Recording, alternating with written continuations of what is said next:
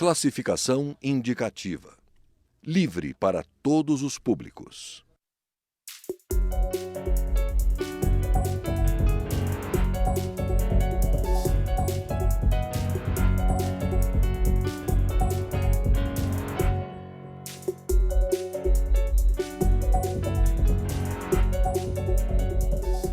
Entre 2003 e 2016, foram realizadas 221 operações especiais de combate à corrupção.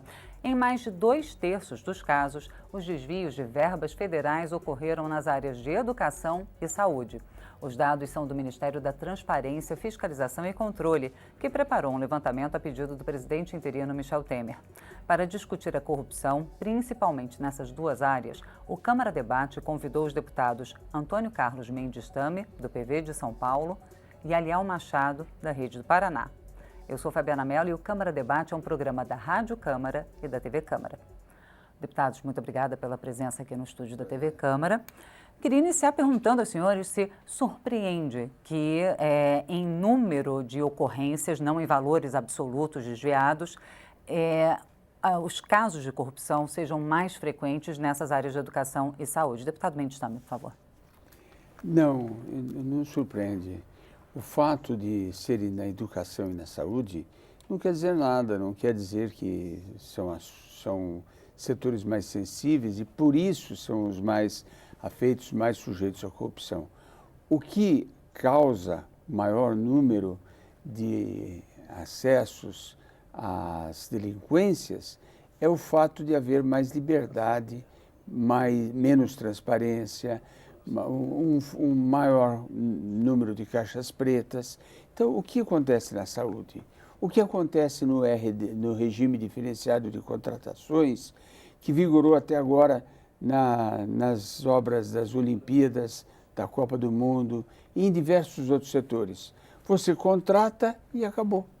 Não tem que dar satisfação para ninguém, é tudo escondido.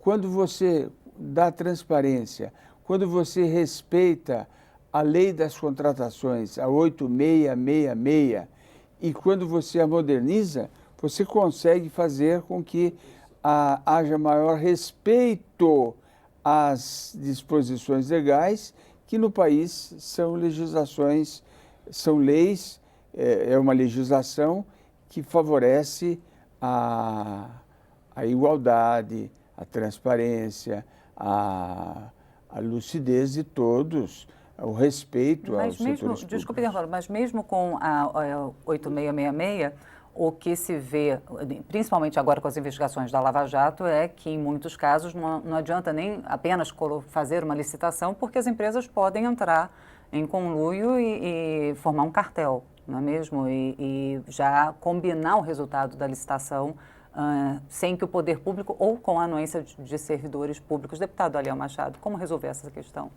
Primeiro, uma satisfação estar com vocês, com o deputado Mendes, meu companheiro, meu colega. Eu também não me surpreendo com a questão dos desvios estarem mais ligados a essas duas áreas. Eu acho que são dois pontos que têm que ser destacados para explicar isso. O primeiro ponto, a área da saúde e da educação tem um montante naturalmente dos gastos do poder público maior. A União é responsável por uma parte muito significativa desses recursos repassados aos municípios e aos estados, e nós temos regras diferenciadas de recursos para facilitar e desburocratizar o envio desses recursos para os municípios e para os estados. Vou dar um exemplo para vocês. Existem alguns aportes de emendas parlamentares que não são permitidos em outras áreas, mas na saúde é permitido, porque você tem que desburocratizar, porque a burocratização hoje faz com que o país tenha um travamento e um custo muito alto. A partir do momento que você desburocratiza, você facilita as negociações, a entrada, a participação de outras instituições que fazem parcerias com o poder público, esse repasse de recursos diretamente para os municípios e para essas empresas e tudo mais. Então, nós temos um problema muito grave, porque para combater a corrupção, nós temos que burocratizar. E a burocratização também tem um custo muito alto para o nosso país. Esses atrasos, esses problemas que nós temos, uma reclamação da ineficiência do poder público, já é uma reclamação muito pertinente da população brasileira. Esse é o primeiro ponto. O segundo ponto é a questão mesmo cultural que nós temos no nosso país. Nós temos um problema muito grave e as pessoas não fazem diferenciação da importância da saúde, da educação, da infraestrutura, do turismo, da cultura. É um país corrupto pela questão cultural do nosso povo. E quando eu digo corrupção, eu não digo só a pessoa que dentro do poder público faz um desvio de dinheiro público. Eu digo aquelas pessoas que naturalmente, no cotidiano da sua vida, muitas vezes, até inconscientemente, cometem atos ilícitos, atos corruptos, e isso vai formando o cidadão brasileiro.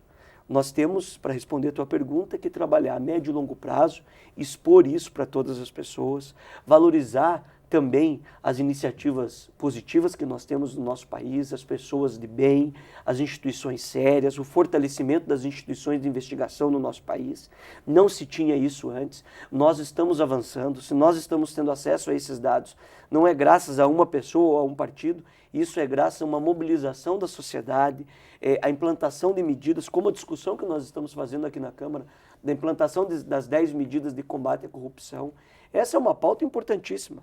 Nós temos independência, força para implantar isso, e isso vai ajudar a coibir. Agora, a melhor maneira de se ter uma independência, de criar dentro do país uma estabilização onde não haja tantas notícias de corrupção e que a gente melhore essa situação, é o investimento a médio e longo prazo na cultura e na educação.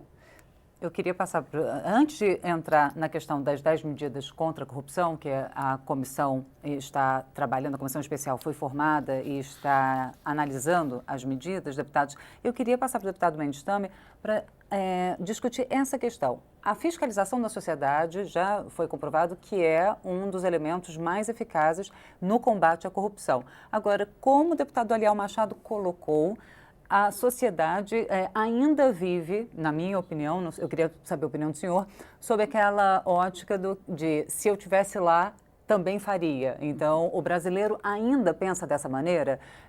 Se ele tiver a oportunidade de se aproveitar do Estado, ele se aproveita? É difícil responder essa sua pergunta, porque se nós analisarmos hoje, há uma unanimidade da população do combate à corrupção. É um dos poucos assuntos em que há unanimidade. Todo mundo é contra a corrupção e é favorável à mudança nessas leis para combater a corrupção. Nos países em que houve sucesso, países que já foram no passado muito corruptos e hoje são países transparentes, países que combatem a corrupção, o foco foi simultaneamente em 3 áreas. Primeiro, na legislação. Para se ter uma ideia, hoje a legislação permite tantos recursos que 90 e tantos % dos casos de perdão em que as pessoas são isentas de qualquer culpa são por causa de prescrição da pena. Nós temos, nesses últimos 2 anos, 3.000 casos de funcionários públicos que foram apenados, sofreram condenação nos 3 níveis. Só que nós temos mais de 300.000 casos. Dá 1%. 1% é 1%. 1% apenas deles. 300.000 casos ou 300.000 servidores? 300.000 casos de corrupção investigados nesses anos, nesse mesmo período. E nesses casos, você veja, 90 e tanto por cento, 99% prescreveu. Prescreveu porque você conseguiu jogar tanto para frente, ouvindo tantas testemunhas, tantos artifícios, tantos recursos, que você consegue fazer com que o cliente, se ele conseguir um bom advogado, ele escape.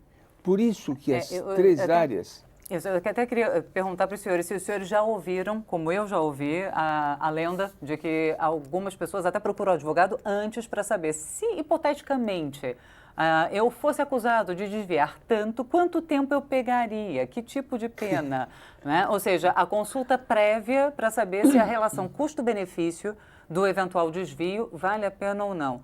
Os senhores acham que isso é crível? Eu acho que a legislação deve ter 2 focos, um ex ante e um ex post. Um ex ante fazendo com que haja prevenção. é a parte da prevenção da lei. Então, não há essa possibilidade, se eu desviar tanto. Não, ele não tem, não pode ter essa possibilidade. Mas hoje até há. E ainda existem. E a segunda é punir de uma forma exemplar, para que sirva de exemplo, para que a lei tenha o seu duplo aspecto respeitado, de causar a pena, dizer até onde vão os meus direitos, e também um caráter indutivo.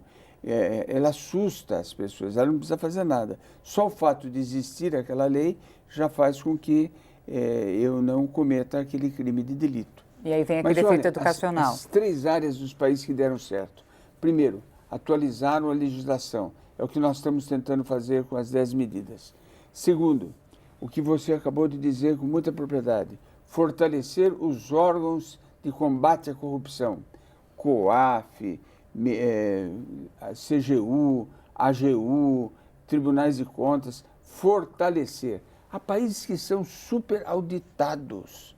Imagina no Brasil, 40% do PIB vai para o Estado, nas 3 esferas, a União, Estados e municípios, quase 40%, 38% do PIB vão para os estados e não há auditoria. Eu preciso, numa eleição para presidente da República, eu preciso entrar com um pedido de auditoria e ainda correndo o risco de, se não der nada, dizer que você está homologando, está ratificando. Não é possível.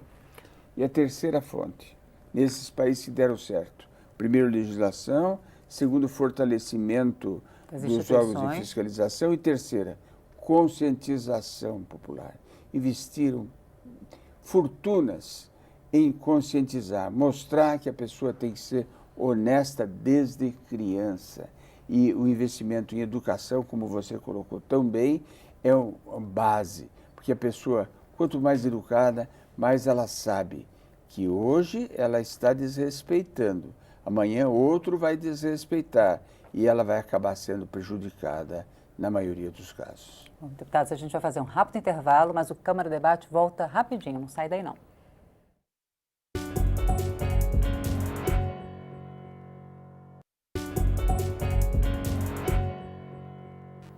Estamos de volta com o Câmara Debate, que hoje discute a corrupção na saúde e na educação com os deputados Antônio Carlos Mendes Tamer, do PV de São Paulo, e Aliel Machado, da Rede do Paraná.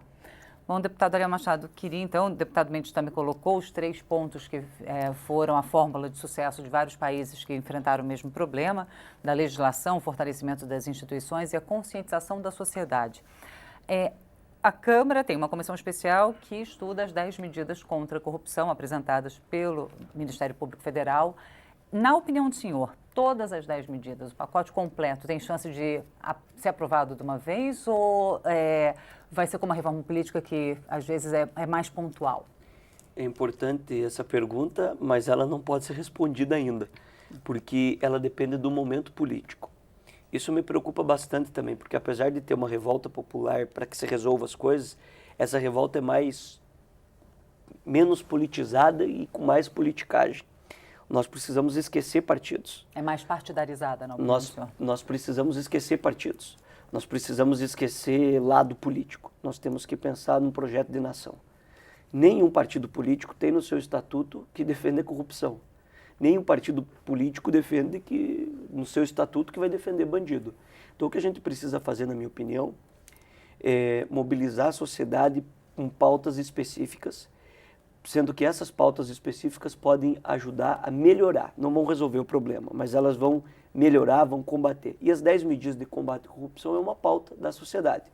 É uma pauta que teve amplo apoio popular, realizada pelo Ministério Público, mas é importante também respeitar as instituições, nós aqui observarmos as regras, o direito de defesa, do contraditório, não entrarmos num estado policialesco. E eu acredito que todas. Eu sou um defensor dessas medidas, fico feliz, faço parte da comissão.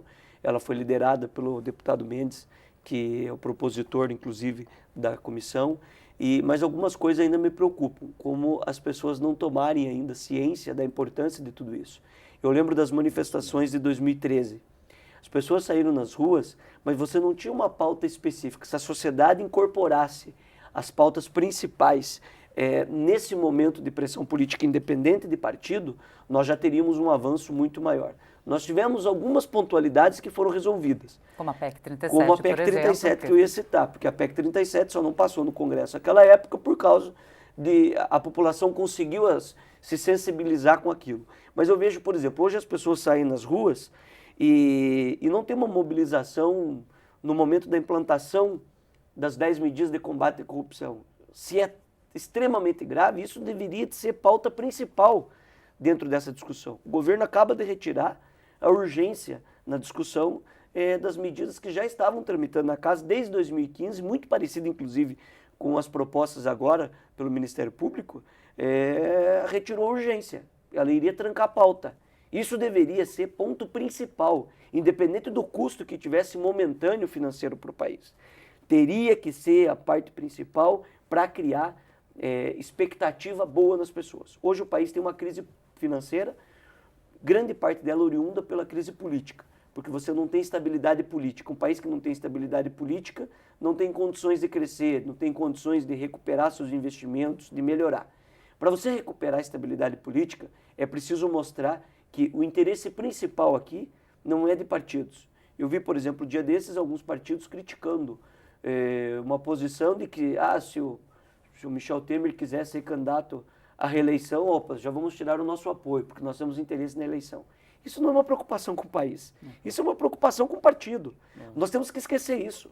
Temos que ter coragem de tomar atitudes aqui, enquanto líderes políticos, formadores de opinião, que temos que dizer sim e temos que dizer não, e não fazer uma politicagem. Eu acredito que as 10 medidas são importantes, mas que elas só vão passar como um todo, não adianta o deputado Mendes Tame, o deputado Aliel, o deputado qualquer aí, se for uma pauta da sociedade. A sociedade tem que incorporar isso, tem que acompanhar os trabalhos aqui dentro, tem que exigir rapidez na avaliação de tudo isso, não deixar passar de um ano para o outro, porque o meu medo, para encerrar minha fala, é a estabilização da economia. Porque se você estabilizar a economia, a gente já viu em outras pautas de corrupção no país. A corrupção deixa de ser uma preocupação. Historicamente, no mundo, a corrupção só foi pauta principal quando tinha crise econômica. Porque as pessoas associam a corrupção à crise econômica, à falta de emprego, à falta de condições na sua casa, e aí elas querem que se resolva. Se a pauta econômica começa a ter um realento de melhorar, o combate à corrupção passa a ser secundário. Porque para as pessoas, a minha vida está boa, não está me atingindo, fazem isso lá em Brasília e não associam que isso tem a ver com a vida dela. Então, tem que ser pauta principal agora, o combate à corrupção, o fortalecimento das regras legislativas, não perder dinheiro da educação e da saúde e o fortalecimento das instituições de investigação que estão acontecendo ao longo desses últimos anos. Já tivemos alguns avanços. A lei da transparência é um avanço importante. A lei da delação premiada, que a Dilma quem mandou, em 2013, ela hoje é um importante instrumento de combate à corrupção e agora essas 10 medidas acredito que é uma pauta da sociedade que pode trazer boas expectativas para os próximos anos. Obrigada, deputado Léo. Queria passar para o deputado Mendes Tame perguntando se na avaliação do senhor, deputado, também foi um sinal negativo essa retirada de urgência dos projetos que são relacionados ao combate à corrupção. Claro, retirada de urgência foi um aspecto negativo. E se ainda com isso houvesse a aprovação de muita coisa positiva para o país, que fosse pauta da sociedade, fosse melhoria para a população, ainda poderia haver uma compensação. Mas é isso. Nós estamos aqui esperando e não acontece nada, não melhora nada. É claro que o governo anterior era tão ruim que esse daí não precisa fazer nada e consegue ser melhor do que aquele. Mas, na verdade, nós esperávamos mais. Esperávamos, pelo menos, mais rapidez, mais senso de oportunidade, para não falar oportunismo, senso de oportunidade. Nós temos uma crise e temos que aproveitar o que a crise nos dá de oportunidade para mudar o país. E essas medidas, que são 10, mas na realidade chegam a 18 projetos em 10 assuntos, eles mudam o país. Por exemplo, a questão do foro privilegiado, acaba com o foro privilegiado, que é muito discutido. Hoje, há pessoas que não querem acabar com o foro privilegiado. Outras acham que não, tem que acabar mesmo com o foro privilegiado. Há aqueles que estão defendendo que acabe com o foro privilegiado porque dá mais tempo para evitar a prescrição. Por outro lado, o fato de, havendo uma condenação de juiz de segundo grau, a pessoa já ter que ir para a cadeia, isso ajuda a diminuir a prescrição. Não adianta aumentar as penas para que a prescrição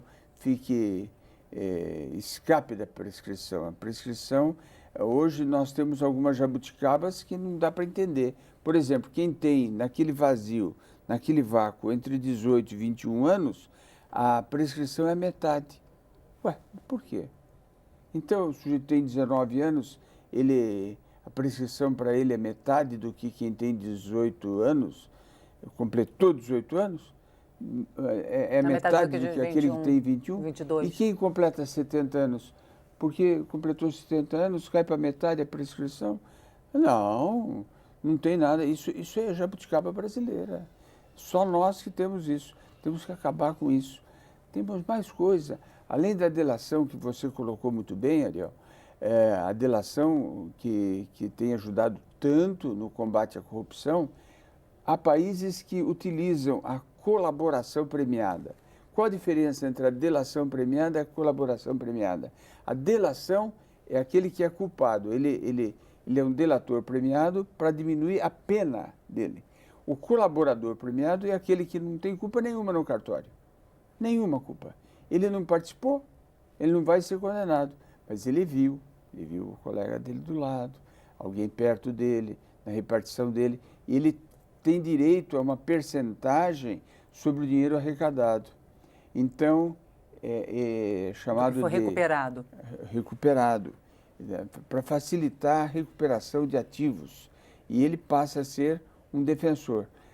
Nesse caso que se descobriu o esconderijo... Deputado Aliel gostou, e eu também, deputado Mendes também, dessa possibilidade de colaboração premiada, né, deputado Aliel? Isso é importantíssimo, é um fiscal ao lado, importantíssimo. Eu não tinha... O senhor acha que mais passa? gente fiscalizando. Não, nós temos que pautar a sociedade, isso precisa ser dito às pessoas. Segundo o Procurador-Geral da República, o doutor Rodrigo Janot, essa é uma das medidas mais importantes que deveriam ser incorporadas à legislação brasileira. O esconderijo do Bin Laden foi descoberto graças a uma colaboração premiada. De certa forma, nós temos em alguns casos, pequena, né? de alguns casos, isso já existe na famosa recompensa. Hoje já temos mecanismos do Ministério Público e da própria polícia e da própria sociedade, que quem der informações sobre tal fugitivo teria uma certa recompensa.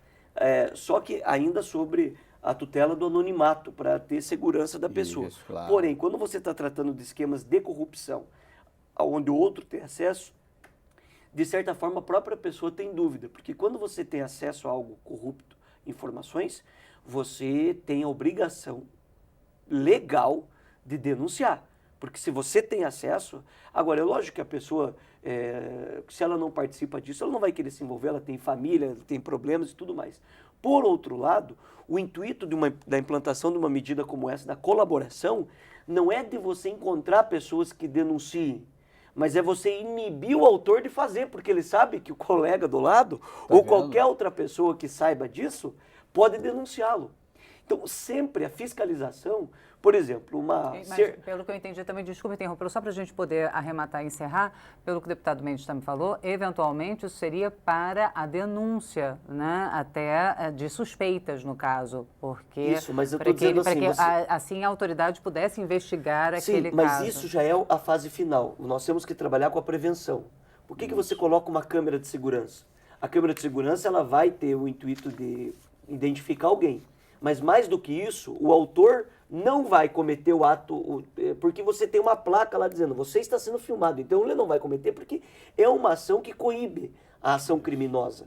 No caso de ter a fiscalização, o intuito não é distribuir dinheiro para quem denunciou ou que haja denúncia. É lógico que isso é o ponto final, mas o autor do crime, do delito, ele vir a não cometer por causa de saber que tem um mecanismo de que alguém pode denunciá-lo. né? Então, é uma questão extremamente importante levantada pelo deputado Mendes e que eu já vou tomar o cuidado de levar a comissão. levar a comissão junto com o deputado. Infelizmente, o deputado Mendes também não pôde estar na presidência porque é o autor. Então, a nossa regra interna, ele não é o presidente da nossa comissão porque ele é o autor do pedido da comissão. Mas a gente está aprendendo bastante aí. Bom, mas temos lá o Joaquim Passarinho, né? Isso. Que é uma pessoa formidável e que vai conduzir muito bem lá. E eu aguardo os senhores aqui, então, assim que os trabalhos da comissão engrenarem e os senhores tiverem novidades, podem nos procurar para que a gente possa continuar discutindo o assunto, deputados. Infelizmente, hoje o nosso tempo já chegou ao fim, mas eu conversei com os deputados Antônio Carlos Mendes Tame, do PV de São Paulo, e Aliel Machado, Rede Paraná. Obrigada a você que nos acompanhou até agora. Lembrando que você pode acompanhar novamente esta e as outras edições do Câmara Debate na nossa página na internet, no portal da Câmara e também no YouTube, no canal da Câmara dos Deputados. Eu sou Fabiana Mello, espero você em uma próxima ocasião. Até lá!